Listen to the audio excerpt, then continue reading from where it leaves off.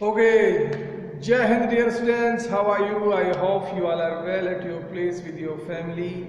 Subject is physical education, class 12th, unit 7, and our particular topic is Rickley and Jones test. So Rickley and Jones test पे बात करेंगे. Basically this test is for senior citizens to know the functioning ability of the senior citizens.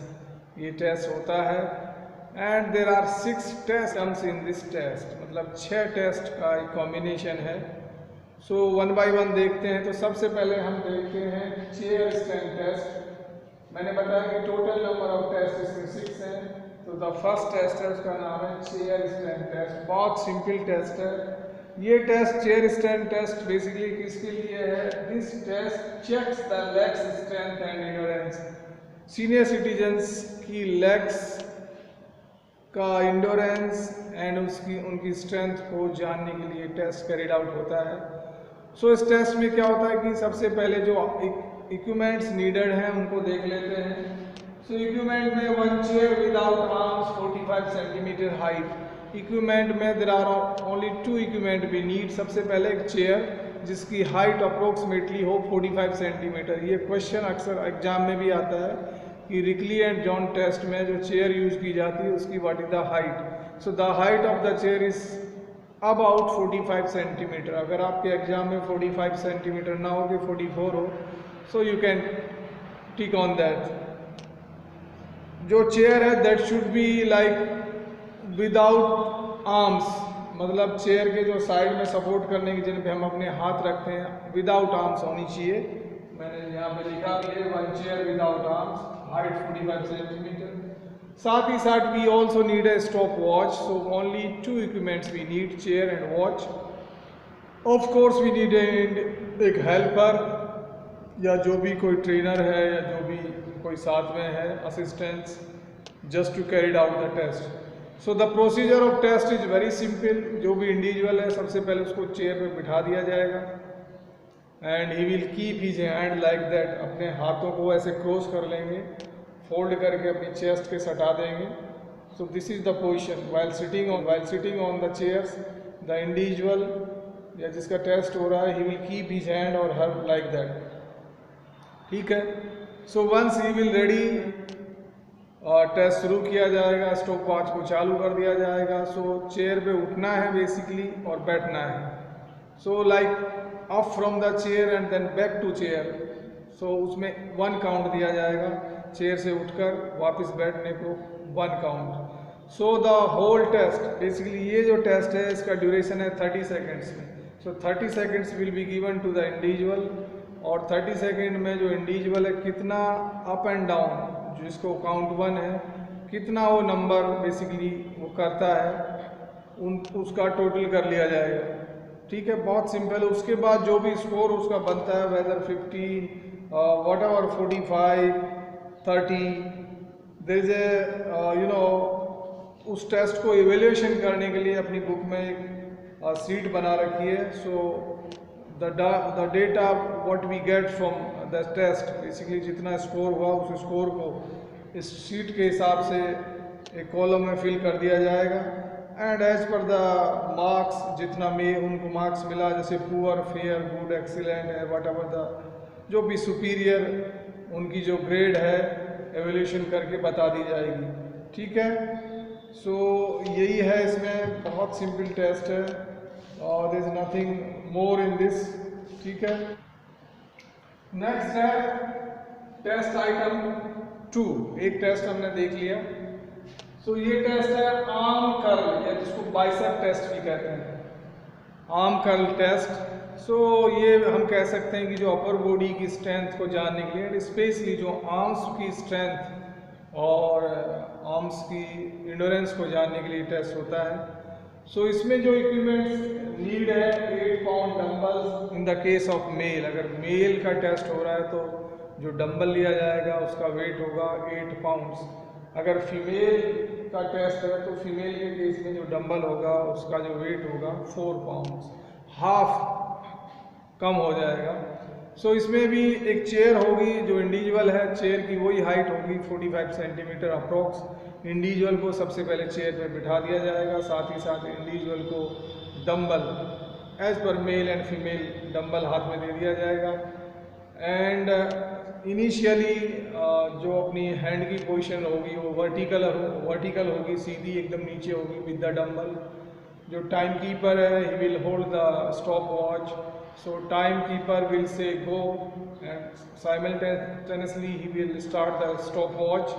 सो जैसे ही गो का order individual को मिलेगा, individual start curling, है ना, ये जो मूवमेंट होता है हाथ को ऊपर लेके जाना नीचे लेके जाना लाना विद द डंबल, जिसको हम कर्लिंग बोलते हैं। डंबलिंग में कर्लिंग करते हैं ना बाइसेप्स के लिए। सो इसमें पूरा complete like straight vertical position से सीधा ऊपर लेके जाना है, then bring back to again. So इसको काउंट 1 दिया जाएगा। So 30 seconds will be given total और 30 सेकेंड में इंडिविजुअल कितना नंबर ऑफ कर्लिंग कितना करते हैं उन सबको टोटल किया जाएगा। और जो भी टोटल उसका आया वो एज पर द जो अपना इवैल्यूएशन, इसमें एक जो टेबल बनाया हुआ है उसमें उस फिगर को रख के उनकी ग्रेडिंग दी जाएगी कि whether they are below average, average, above average, जो भी है। सो बहुत सिंपल टेस्ट है, डंबलिंग जिसको कह सकते हैं या कर्लिंग जिसको कह सकते हैं।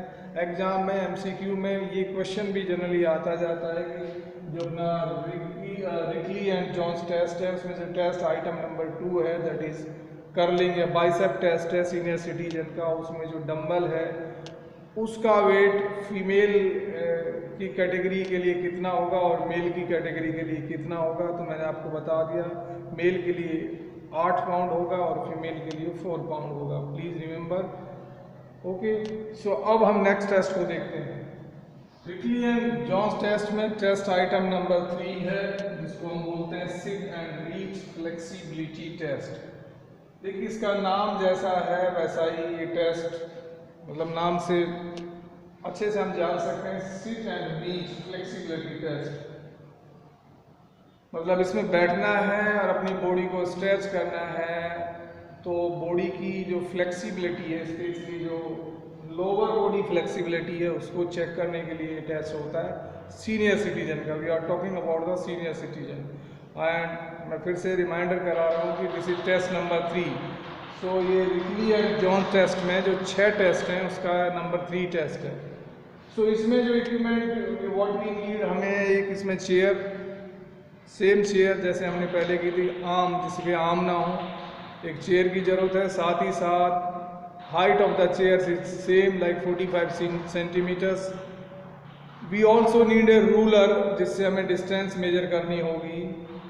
And that's all, like one helper or any other person who can like measure the distance. So यही सब, इन्हीं सब की ज़रूरत है। So what is the procedure? That बैठने वाला है, first he will sit on the chair, वो चेयर पे बैठ जाएंगे। बैठने के बाद प्लीज़ कीप अटेंशन की जो उनका एक लेग होगा वो नीचे फ्लोर पे रखा होगा जैसे हम नॉर्मल चेयर पे बैठते हैं। सो अपना जो नी तक होता है, बेसिकली जो हमारी थाई होती है, that is parallel to the ground. So एक जो पैर है उसमें thigh parallel to the ground रहेगी, नॉर्मल रखा रहेगा ज़मीन पे, पूरा फ्लैट फुट रखा रहेगा। जो दूसरा अपना लेग है उस लेग को हम स्ट्रेट करेंगे, मतलब हमारा नी स्ट्रेट रहेगा। और जो हमारा टो है that will be 90 degree. Toe will not be on the like ground, तो ग्राउंड पे रेस्ट नहीं कर रहा होगा। मैं आपको प्रैक्टिकल दिखाऊंगा। ये जो चैप्टर है बेसिकली पूरा प्रैक्टिकल पे ही डिपेंड करता है। So I will send you the practical video also, I am in already in the process. Okay, I will give you the link of those video also.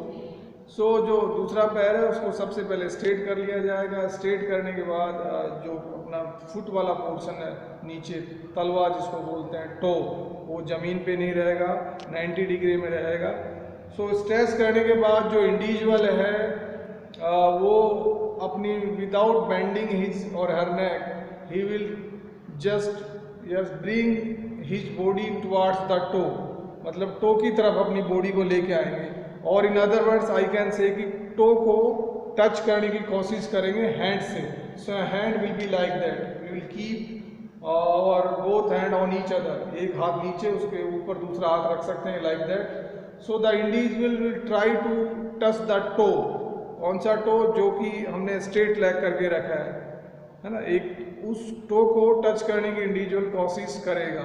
तो as much as possible वो जितना close जाएगा अपने हाथ को लेके तो वो ठीक है। जहाँ पे लाइक ही फील पेन्स और उसको लगे कि नहीं I can not do more than this, मैं इससे ज़्यादा नहीं कर पाऊँगा, तो हाँ उसको रुकना है। फिर अगर उसकी जो डिस्टेंस बची हुई है, अगर उसने टो को टच कर दिया तो well and good, so the score will be 0। How it will be 0 I will tell you. अगर डिस्टेंस हाथ और टो के बीच में रह गई है तो दैट विल बी लाइक, जो डिस्टेंस को मेजर किया जाएगा एंड वो माइनस में होगा। सो बेसिकली बात इतना ही है कि फ्लेक्सिबिलिटी का मतलब ही होता है कि हम अपने जॉइंट्स को कितना मैक्सिमम रेंज में मूव कर सकते हैं। सो यहाँ पे जो मेन एम है वो पर्पज यही है कि इंडिविजुअल अपनी बॉडी को कितना आगे ले जाके टो को टच कर सकता है या नहीं। अगर कर देता है तो very good, score will be good. जो एवेल्यूएशन होगा इसमें जो रिमार्क्स मिलेगा ठीक मिलेगा, अच्छा मिलेगा। अगर नहीं कर सकता है तो जो डिस्टेंस बाकी रह जाती है उसको मेजर कर लिया जाएगा एंड उसको जो भी टेबल है उसमें डाल दिया जाएगा and as per the table evaluation will be given. ठीक है, बहुत सिंपल टेस्ट है ये भी। ठीक है, only thing what are the questions to be taken in this, first thing is very jerky, avoid jerky movement. ऐसा नहीं कि टो को टच करने की कोशिश में सिटीजन है वो जर्की मूवमेंट दे रहा है, that should be avoided because in some cases jerky movement में देखिए कुछ भी प्रॉब्लम हो सकता है, बैकबोन में प्रॉब्लम हो सकता है या कोई और लोअर बैक प्रॉब्लम हो सकती है। तो never give jerky movement even whether you are young or old, whatever the age you are having and whatever the sports you are playing, please avoid jerky movement. So इसमें भी jerky movement को avoid करना है। तो ये था अपना test item 3, sit and reach flexibility test। Once again I am telling you this test is just to check the flexibility level of the lower part of the body by the senior citizen. Okay, so the next test in the Ridley and Jones test item 5, that is 8 feet up and go test।